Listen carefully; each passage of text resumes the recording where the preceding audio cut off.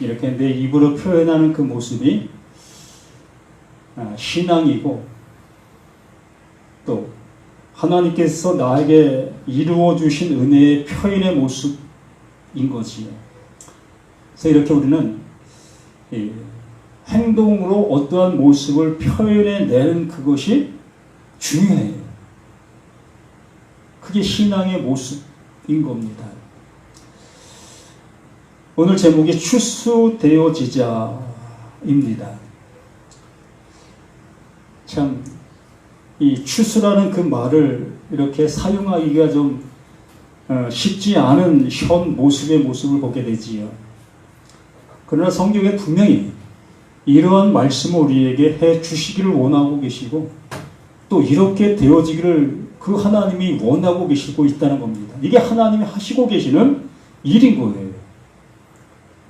그래서 우리는 이러한 단어를 배타하는 그러한 모습이 아니라 정말 이러한 단어가 무엇을 말하고 있는지를 우리는 알아들을 수 있는 우리들이 되어져서 정말 이 말씀 안에서 추수가 되어지는 우리 자신들이 되어진다면 이보다 더 큰 기쁨이 어디 있겠습니까? 저는 어려서 시골에서 자랐고 농군의 아들로 살아왔기 때문에 농사의 과정, 전 과정을 저는 보고 또 함께하고 이러한 모습 속에 있었습니다. 씨도 뿌려봤고 그 모를 또한 속가도 보았고 또 모를 내기 위해서 단도 지어봤고 또 그 모를 논으로 지고 가서 그 논에서 모도 내봤고 또 논에 들어가서 풀도 뽑아봤고 또 피도 뽑아봤고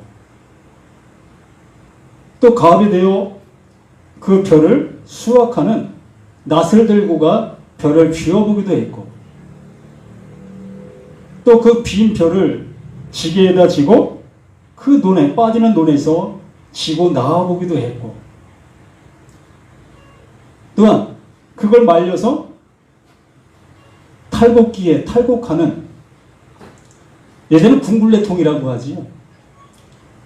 저 궁굴레통에도 그 벼를 타작을 해봤습니다. 그래서 일련의 모든 과정들을 저는 겪어왔고 보아왔고 해왔던 나 자신의 모습입니다. 그래서 오늘 이 씨 뿌리는 그 비유, 그 예수님께서 이 말씀을 하시고 있는 그 이유와 근거에 대해서 조금은 알아요. 이스라엘 백성들이 이 얘기를 하면 그냥 알아들을 수 있는 그런 내용이에요. 아, 이 얘기를 하고 계시구나. 아, 이걸 알게 하시려고 하시는 거구나. 이렇게 이스라엘 그 백성들은 알고 있었던 이러한 내용들이었습니다. 근데 지금 세대들은 이게 무슨 내용인지 잘 모를 경우가 많아요. 씨를 뿌려보지도 않아봤고 또한 그 밭에 들어가서 풀을 뽑아보지도 않았고 또 논이라는 논자도 모르는 논이 뭔지도 모르는 그러한 세대가 지금의 세대의 모습이라 볼 수 있습니다. 그러기에 이 성경에 나타난 이 씨 뿌리는 비유를 아무리 설명해줘도 그냥 설명으로 눈에 그려지는 그 머리에 그려지는 어떤 형상적인 것밖에 안 돼요. 여기에서 이루어지는 그 모든 모습이 내 안에서 이루어지는 그 은혜의 모습으로 못 간다는 겁니다.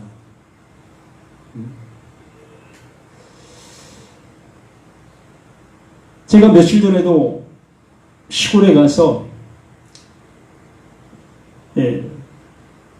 들에 펼쳐진 그 황금 물결을 보고 왔습니다. 요즘에는 그 피가 별로 없어요. 보리로 얘기하면 독보리가 별로 없다는 겁니다. 그 모판에서 약을 먼저 뿌리고 또 모내기 전에 약을 뿌리고 이렇게 되어짐으로 인해서 그 피를 이미 제거시키는 그러한 작업을 이미 하고 모를 냅니다. 그렇기 때문에 요즘에는 피가 많지 않아요. 그래도 피가 있는 놈들을 봅니다. 그러면 그 벼와 피를 분간할 수 있을까? 대부분의 사람들은 분간을 못합니다. 왜요? 벼와 피는 거의 비슷해요. 또 벼와 한 뭉치가 되어 자라고 있기 때문에 구분하기 쉽지 않습니다. 그러면 그 피가 어디서 생성되었는가? 분명히 농부는 씨를 뿌리지 않았습니다. 자풀의 씨를 뿌리지 않았다는 거지요. 근데 신기하게 그 논에 피가 왕성하게 자라나가고 있는 그 모습들을 우리는 보게 되어집니다. 그게 왜 그럴까? 이 피는, 그 자풀은 이 벼보다 결실하는 그 결실의 시기가 빠릅니다. 벼는 보통 한 5개월, 4개월에서 5개월에서 6개월 정도 걸려요. 추수까지. 그러나 이 피는 3개월이면 모든 것이 끝나버립니다. 벼와 똑같이 자라나서 벼는 이삭이 피는 그러한 모습 속에 이미 이 피는 결실을 하여 씨를 밑으로 내려버리는 거예요. 그렇게 되어짐으로 인해서 그 피는 어디에? 그 논에 잠식되어 있는 거예요. 누가 뿌린 것이 아니고 이렇게 그 피 자체가 자생적인 모습으로 그 논에 존재하고 있는 겁니다. 그리고 모를 갖다 심었을 때에 그 모와 함께 그 뭉탱이가 되어 함께 자라므로 그 뿌리가 그 모와 함께 어우러지게 되는 거예요. 그 피를 뽑아내게 되어지면 뭐와 함께 뽑아집니까? 그 모와 그 벼와 함께 뽑아질 수밖에 없는 그러한 형태를 가지고 있는 것입니다. 오늘 내용이 그거예요. 가만두어라. 그거 뽑다가 그 알곡도 함께 뽑아지게 된다. 그래서 우리 어렸을 때 초등학교 때 pit법으로 이렇게 초등학교에서 지원 나갔던 적도 있었습니다. 그래서 이 벼가 피기 전에 이 피는 이미 솟아 올라와 있기 때문에 그때는 분별하기가 쉬운 거예요. 그때 비로소 피를 뽑아내게 되어지고 피를 잘라내게 되어지는 그러한 작업을 하게 되는 겁니다. 자, 그러한 모습 속에서 이 말씀이 우리에게 주시고자 하시는 내용이 무엇일까라는 겁니다. 누구나 그 시대 속에서는 다 알 수 있는 그러한 내용을 그 예수님께도 말씀하고 있는 이유가 뭐겠느냐라는 겁니다. 이 말씀이 그냥 비유적인 그러한 모습으로 씨 뿌리는 비유야. 그 모습으로 끝나버린다면 무슨 의미가 있겠느냐는 거지요. 우리가 논에 모를 내는 그러한 가정들을 잘 알면 무슨 의미가 있느냐는 거예요. 이 말씀이 정말 내 안에서 이러한 내용들이 이루어진 사실의 모습이 되어질 때, 씨 뿌리는 비유가 바로 이것을 우리에게 알게 하시려고 하시는 내용이구나를 아셔야 될 거 아니겠느냐는 거지요. 그래서 이것이 나에게 무엇이? 복음, 또한 생명, 또한 영생, 구원, 성경의 좋은 단어의 그 모든 것들이 다 내게 되어지는 그 모습이 되어야 될 것이 아니다라는 겁니다. 진짜 이렇게 우리는 내 눈에 보여지는 그 모든 현상들을 통해서 하나님께서 말씀하시려고 하시는 그 말씀을 정말 들을 수 있는 우리 자신들이 되어져야 말씀을 보았다, 들었다, 안다의 모습으로 얘기할 수 있는 거예요. 그때부터 하나님의 말씀을 바르게 증거 전할 수 있는 그 모습이 되어질 수 있다라고 말하는 겁니다. 자, 우리는 하나님의 말씀을 똑같이 이렇게 듣고 있습니다. 뭐 제가 다른 말을 하는 것이 아니라 똑같은 말을 여러 명이 함께 그 말씀을 듣고 있어요. 그런데 어떤 사람은 이렇게 듣고 어떤 사람은 저렇게 듣습니다. 그 얘기가 뭐냐면 나는 분명히 모를 갖다 심었는데 거기에 피가 함께 자라고 있는 그것과 같은 거예요. 하나님은 그 알고 그 모를 종자를 주셨고 그 종자를 그 논에다가 심게 해주셔도 그 농부는 그 종자를 심고 있습니다.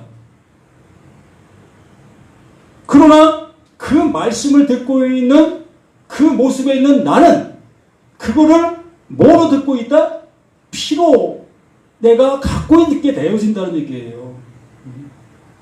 내 안에서 피로 성장하고 있다는 거예요.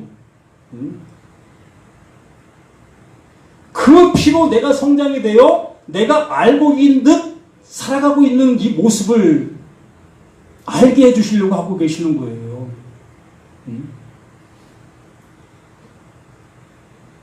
진짜 우리는 똑같이 하나님의 말씀을 듣고 있잖아요. 어느 교회 가든 그 목사님이 그 말씀을 지금 증거하고 있는데도 불구하고 그 말씀을 내 나름대로 그 말씀을 듣고 있잖아요. 그 듣고 있는 그 모습이 하나님께서 알게 해주시려고 하시는 그 내용으로 들어야 될 그 모습인데 그 내용으로 알아듣지 못하다 보니까 내 나름대로 그 말씀을 알아듣는 그 모습으로 가고 있다는 얘기입니다. 그게 피라는 거예요. 그럼 언제 그걸 알 수 있겠습니까? 이러한 모습 속에는 전혀 알 수가 없다는 거예요. 그래서 길가밭, 돌짝밭, 가시밭 이러한 내용들을 말씀해 주시고 있는 겁니다. 분별할 수 있도록. 자, 19절에 보면 뭐라고 말씀하시죠?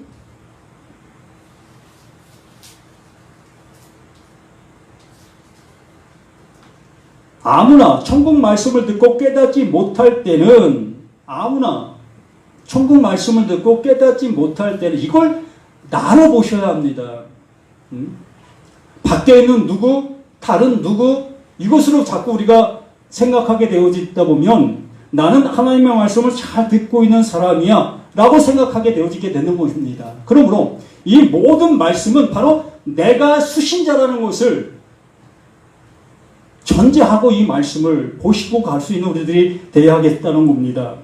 천국 말씀을 듣고 깨닫지 못할 때는 악한 자가 와서 그 마음에 뿌려진 것을 빼앗나니 이는 곧 길가에 뿌려진 자다. 악한 자가 와서 이 모습을 우리는 이 누군가가 나에게 와서 하나님의 말씀을 못 듣게 하고 있다라는 이러한 모습으로 이러한 뉘앙스로 이 말씀을 듣게 되어지지요. 그러면 여기 누가 와서 하나님 말씀 못 듣게 하고 있습니까? 예? 지금 한 사람이 옆에 몇 사람을 데리고 있습니까? 아니지요. 지금 각자가 본인이에요. 예? 본인 스스로가 지금 이 말씀을 듣고 있는 겁니다. 그러면 이 말씀의 내용 속에서 정말 내가 들으려고 한번 생각해 보시라는 거예요. 하나님의 말씀을 내가 못 듣고 있는 이유와 근거가 무언가? 정말 내가 길가의 밭의 모습 속에 내가 존재하고 있는가? 난 수없이 하나님의 말씀을 듣고 있는데도 불구하고 그 말씀의 내용을 내가 못 알아보고 있다면 도대체 나는 어떤 마치의 모습 속에 내가 있는가의 모습을 한번 생각해 보실 수 있어야겠다라는 얘기지요. 악한 자가 와서 그 마음에 뿌려진 것을 빼앗나니 이는 곧 길가에 뿌려진 자요 돌밭에 뿌려졌다는 것은 말씀을 듣고 즉시 기쁨으로 받되 그 속에 뿌리가 없어 잠시 견디다가 말씀으로 말미암아 환난이 박해가 일어날 때에는 곧 넘어지는 자다. 자, 이걸 한번 생각해 보십시다. 분명히 하나님의 말씀을 이제 알아들었어요. 예수 믿으면 구원받는데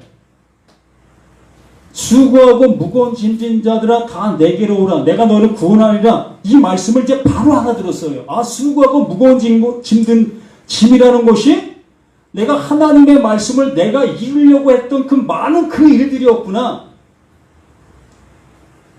그 일들을 그 예수님이 대신해 주시는 것이었네.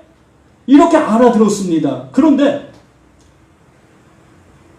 그 말씀을 내가 가지고 있는 그것으로 인해서 다른 사람들에게 무엇을 받아요? 핍박을 받아요. 너 어제 그 말씀을 그렇게 알아들었어. 그거 잘못되게 알아들은 거야. 수고하고 무거운 짐은 지금 너가 지금 이 세상 속에 수고하고 있는 그런 것들이야. 넌 근데 네가 하나님을 향해서 열심을 내고 있는 그것이 수고하고 무거운 짐이었다고? 이렇게 다른 사람을 통해서 이렇게 듣게 되어지니까 내가 어떻게 돼요? 혼동이 되어지는 거예요. 응? 아, 그럼 이거 아니란 말이야? 그럼 내가 알고 있는 그것이 맞단 말이야? 이렇게 되어지는 이 모습을 이렇게 말씀하고 있는 겁니다. 내가 단편적인 예를 말씀드린 거예요. 응? 우리는 이러한 모든 모습이 우리의 신앙의 모습 속에서 이렇게 무너지고 있는 우리 자신들의 모습이라는 겁니다.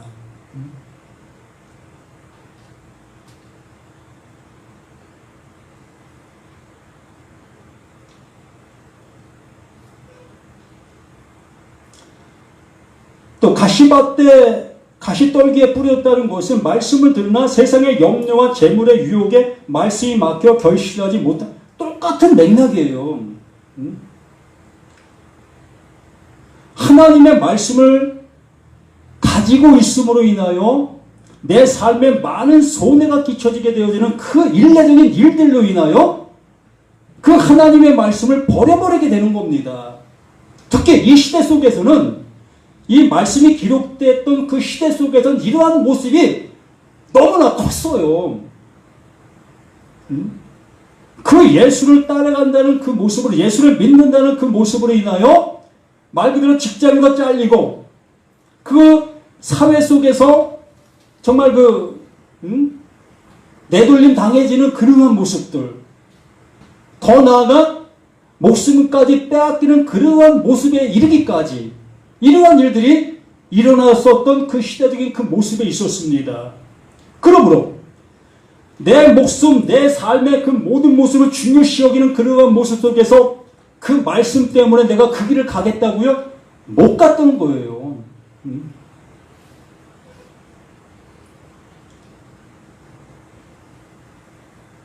그런 모습이 23절에 좋은 땅에 뿌려졌다는 것은 말씀을 듣고 깨닫는 자니 이제 하나님의 말씀을 이제 알아듣게 되어지게 되는 겁니다. 아, 이 말씀이 이 말씀이었어요? 이 모습으로 알아듣게 되어지는 그 모습 속에 이제 그 말씀으로 인하여 내가 어떻게 되어진다? 결실이 되어지는 거예요. 열매가 되어지는 겁니다. 아멘 되어져서 어떠한 모습이 내게 닥쳐온다 할지라도 이제는 절대 흔들리지 않는 그 모습으로 나아갈 수 있게 되어진 거예요. 죽음만 와라. 그 제자들의 모습이 아니었습니까? 그래서 그 말씀 때문에 목배임을 당했고 그 말씀 때문에 많은 시련과 고통과 환난을 당했던 그 모든 시대적인 그 모습이 이 말씀을 대변해주고 있는 이 모습인 거예요.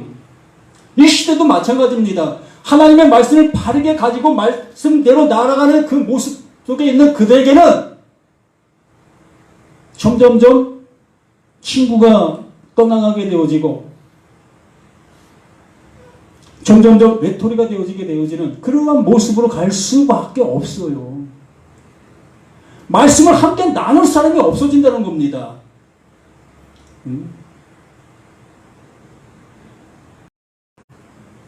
그렇게 되어지는 그 모습 속에서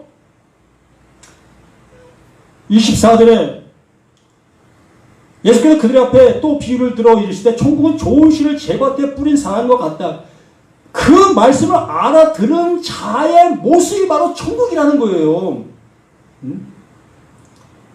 천국에 여기 있다 저기 있다 그러한 모습이 아니라 이제 그 말씀이 이 말씀이었어요. 알아듣게 도 깨닫게 된 그게 천국이라고요.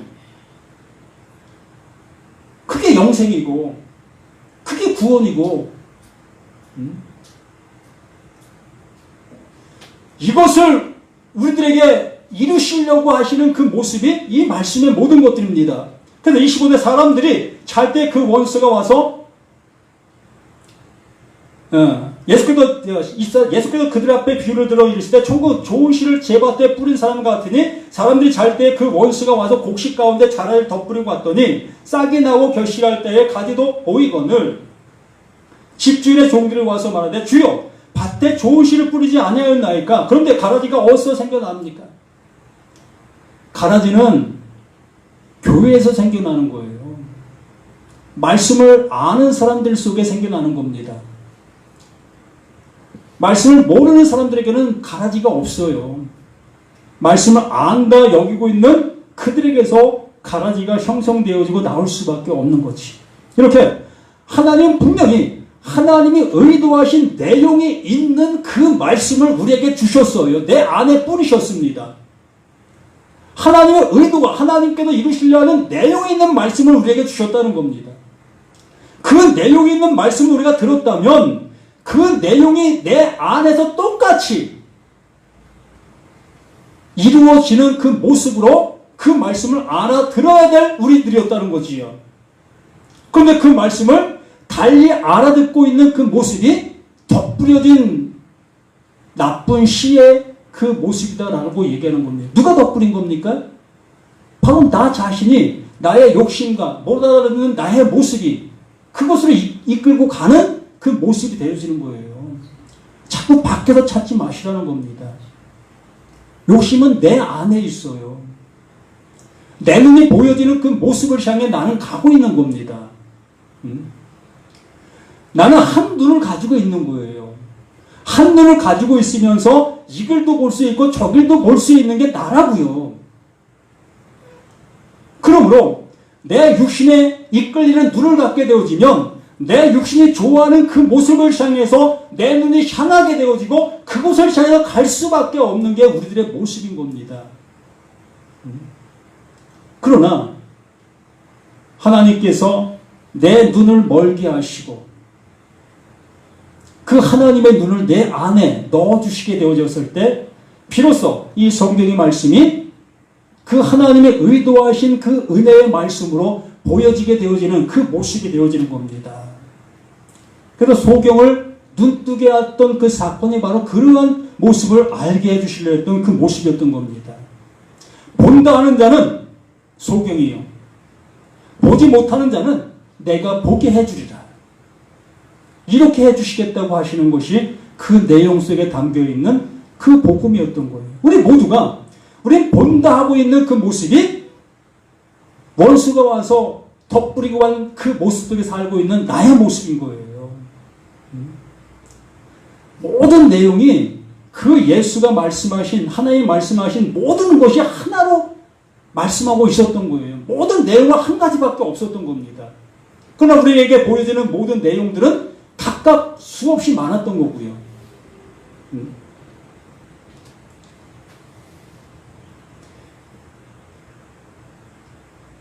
싹이 나고 결실할 때 가리도 보이고는 집 주인의 종들이 와서 말하되 주여 밭에 좋은 씨를 뿌리지 아니하였나이까. 그런데 가라지가 어디서 생겼나이까. 주인이 이르되 원수가 이렇게 하였구나. 종들이 말하되 그러면 우리가 가서 이것을 뽑기를 원하십니까? 그 종들 그 가라지를 정말 분별할 수 있었을까요? 몸에 심겨진 그 가라지는 분명히 분별할 수 있습니다. 왜요? 그것과 함께 살아왔던 그 사람들이기 때문에. 저 또한 어릴 때 보아도 그게 피인지 아닌지 분별할 수 있습니다. 왜요? 어릴 적부터 그것을 보고 자랐기 때문에. 논밭에 있는 그 피는 분명히 분별할 수 있습니다. 그러나 교회 안에, 바로 내 안에 있는 그 피는 나는 분별 못하는 거예요. 내가 그 피로 사는데 어찌 그 피를 분별할 수 있습니까? 내가 피인데 피를 분별한다고요? 무슨 피를 분별하겠습니까? 그래서 가만두라는 거예요.